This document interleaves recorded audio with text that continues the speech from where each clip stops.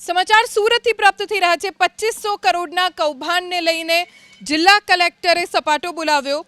જિલ્લા કલેક્ટરે એક ઝાટકે ડુમ્મસ સાયલેન્ટ ઝોનના 150 પ્રોપર્ટી કાર્ડ રદ કરી નાખ્યા। આગામી દિવસોમાં વધુ 200 પ્રોપર્ટી કાર્ડ રદ કરાશે। તાજેતરમાં ડુમ્મસ અને વાટાગામની જમીન પચાવી પાડવા બોગસ પ્રોપર્ટી કાર્ડના કૌભાંડનો પર્દાફાશ થયો હતો।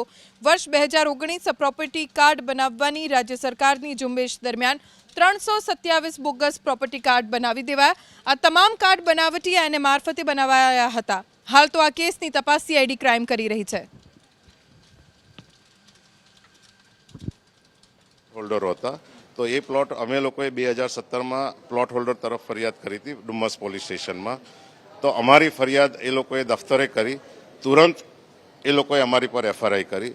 જે અમે લોકો કોર્ટમાં ગયા તો કોર્ટે પણ એમાં એવું આપ્યું છે કે આ લોકો બોનાફાઇડ પરચેસર છે, એના પુરાવા છે અમારી પાસે, અમે પુરાવા સબમિટ કરેલા છે।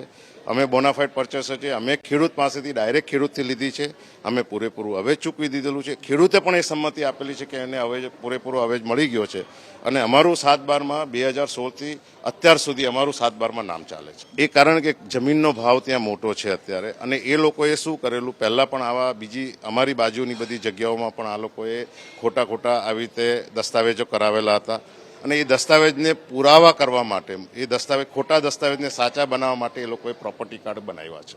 જે અત્યારે સમૃદ્ધિ કોર્પોરેશન મેઇન છે અત્યારે કલાકાર ને, એ સમૃદ્ધિ કોર્પોરેશનના જે તમામ ભાગીદારો છે એ શરૂઆતથી આવા ખેલ જમીન લેન્ડ ગ્રેબિંગના કરતા આવેલા છે। સરકારી અધિકારીઓની ભૂમિકામાં મહત્વની નથી, એ લોકોને બી બાણમાં લેવામાં આવેલા છે, કારણ કે સરકારે એમનું કામ એમની રીતે યોગ્ય રીતે કર્યું છે।